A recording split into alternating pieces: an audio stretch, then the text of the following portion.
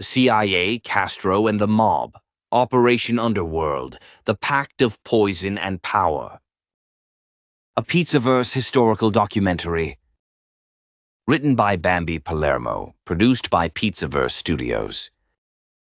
Smoke over Havana, Havana, 1958. The air is thick with perfume, rum, and gunpowder. In the cabarets, American playboys are dancing with Cuban showgirls. At the roulette tables, wise guys are pushing chips like kings. Meyer Lansky's Riviera Hotel is a glittering palace. Frank Sinatra croons in the showroom, Lucky Luciano's shadow hovers in the corner, and suitcases full of cash change hands every night. Cuba ain't just another island, it's the mob's crown jewel. They ran the hotels, the casinos, the police, the docks, hell, even the president. Fulgencio Batista. He was the mob's puppet, taking bribes from Lansky and Trafficante like clockwork. But every empire gets greedy, kid. And greed, that's when the revolution comes knocking. In the mountains of Sierra Maestra, a young rebel named Fidel Castro is rallying his troops. He's got charisma, ideals, and a hatred for corruption, the kind the mob thrives on. By New Year's Day, 1959, Batista's gone. Castro rolls into Havana like Caesar returning to Rome. The mobsters watch from their casino windows as rebels pour through the streets. Machine guns, red flags, chants of "Viva la Revolución." And with that, the dream dies. Casinos shut down, money's seized, the mob's paradise is over. Meyer Lansky sits in Miami, staring out at the ocean, whispering to Sam Giancana. We built a kingdom down there, and that son of a bitch burned it to the ground. The company calls. Meanwhile, in Langley, Virginia, the CIA's got a problem. Cuba's gone red. The Soviets are smiling. Castro's talking about nationalizing American businesses, kicking out U.S. corporations, and turning the island into a Soviet ally. Washington's scared stiff. The Bay of Pigs ain't even happened yet, but the CIA's already cooking up covert ops like spaghetti sauce on Sunday. Now here's where things get dirty. They need local muscle, contacts, someone who knows Cuba's underbelly, and who's better than the fellas who used to own it. So the CIA sends out a fixer, Robert Mayhew. This guy's a smooth-talking middleman, used to work for the Bureau, now does private jobs for the agency.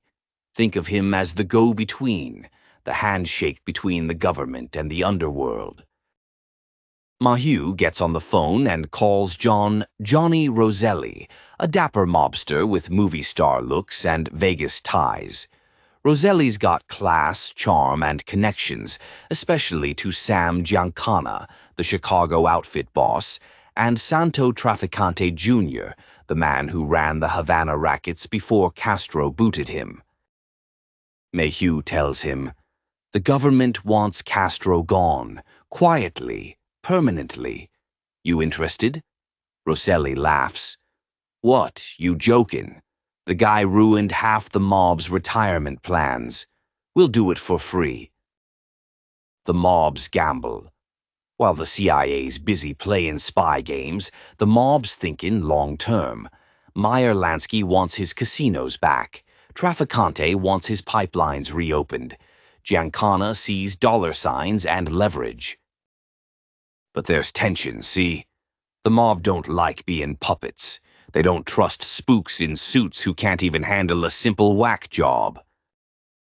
Giancana starts using the CIA connection to his own advantage, asking Mayhew to wiretap his girlfriend to check if she's cheating. Yeah, you heard that right. A U.S. intelligence operation got tied up in a love triangle. By 1961, things are spiraling.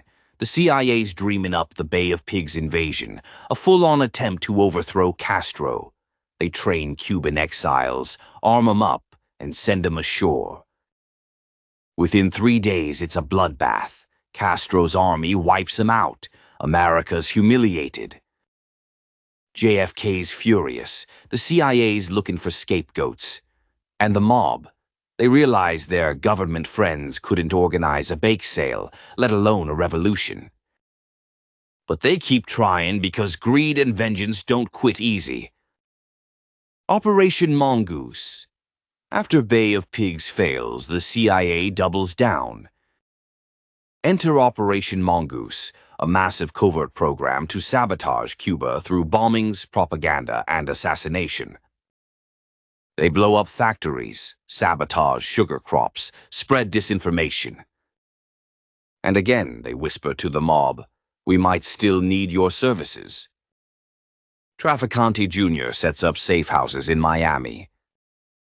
Roselli meets with agency men in hotel rooms. Giancana keeps pushing for another shot. But by now, paranoia's setting in. The CIA's nervous about leaks. The Mafia's nervous about double crosses. And somewhere between Washington and Havana, loyalty dies. Bodies start to drop. Now, here's where this story gets dark and poetic. Giancana, Roselli, Trafficante, they all live long enough to regret playing ball with the government. In 1975, Sam Giancana is found dead in his Chicago home, 7 shots to the head while making sausage and peppers in his kitchen. He was supposed to testify before Congress about the CIA plots the next day. Johnny Roselli turns up the following year, stuffed in an oil drum, chopped up, floating off Miami Beach. Trafficant lives a little longer, but whispers haunt him till his last breath that he knew who killed JFK, that the Cuba job tied into Dallas. Coincidence? Maybe. But in this life, coincidence usually carries a 38. The Church Committee. By the mid-1970s, America's faith in its institutions is shot. Watergate, Vietnam, corruption, the works. Congress forms the Church Committee to dig into CIA operations. And what do they find? Documents, memos, confessions, proof that the CIA hired mobsters to kill foreign leaders. One memo reads, "The use of gangster elements presents the best possibility for deniability." They thought they could keep it secret forever. They were wrong. The hearings shocked the nation. The government was supposed to be the good guys, not the ones cutting deals with hitmen. But to the mob, it was no surprise. They'd been saying it for decades. The suits ain't no different than us. They just write better press releases. Castro's last laugh. And what about the man himself? Fidel Castro, the thorn in everyone's side, lived to 89. He outlasted 11 American presidents, 2 CIA directors, and every mob boss who ever tried to kill him. The guy survived over 600 assassination attempts. You hear that number? 600. Explosives, toxins, snipers, love potions, hell. They even tried to make his beard fall out to humiliate him. None of it worked. He died an old man, sitting in his armchair, puffing a cigar, the same symbol the CIA once tried to use to kill him. If irony was a poison, Fidel would have been dead in the 60s. The devil's contract. So what do we take from all this, huh? The CIA thought it could control evil to fight evil. The mob thought it could use patriotism to make a buck. And in the end, both sides got burned. That's the moral, kid. When you dance with the devil, the music always ends, but the bill still comes due. The government learned something the mob already knew. You can't clean your hands with dirty money. And the mob, they learned the suits were no better, just more polite when they stab you in the back. History ain't about heroes and villains. It's about men with too much power, making deals in the dark. The CIA wanted control. The mob wanted money. But Castro, he wanted legacy, and he got it. The rest of them, they got graves. So what do we got here, huh? A government that broke its own laws. A mob that thought it could outsmart the spooks. And one Cuban son of a gun who wouldn't die no matter how many poison cigars they packed his way. The CIA, the Mafia, and Castro, three devils in one dance. Each thinking they could pull the strings, but in the end, nobody walked away clean. The mob lost their kingdom.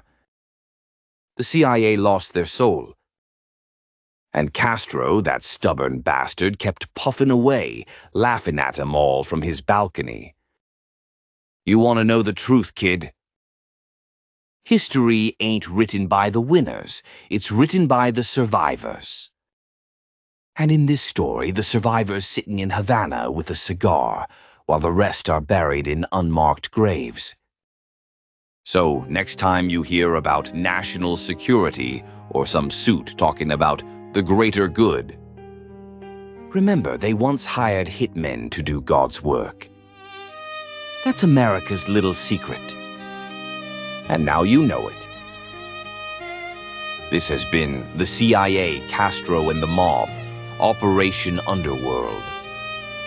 A Pizzaverse Studios original.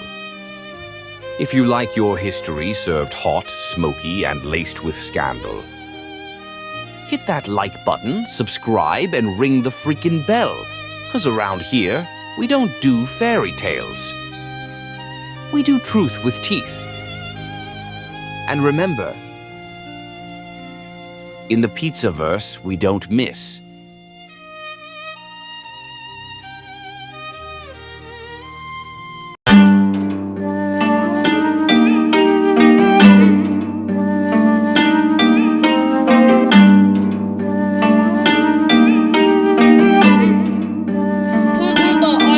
Today I decided to not give you bitches a second of time for the rest of my life. I'll be goddamned if I put in the work and I don't get the credit to fucking suffice. I've been too humble too much in my life, cutting them off so I'm measuring twice. 'Cause this time I mean it, I'm still fucking bleeding. Bitch, there was better way to hand me the knife. Like poor little Snowy, Bodie is on me. Half of these idiots dumb as a brick. Swear I won't use it when all up on YouTube. My aim with the 45 fucking intense. Imagine if my soul and whip with the 10. Imagine if I finally wanted to quit. Imagine if this industry took the life out of bitch and all I got is fucking revenge. Who would I ride on if I'm about to call it? I think my fans know a couple of names. I know some 5-figure checks that I've written and can't say a word 'cause I bitch NDA'd. Call on my lawyers 'cause I keep them paid, but this ain't some shit that my lawyers could save. 'Cause if I do go out, I'm going out strong, and I'll leave y'all a note with the key to the safe.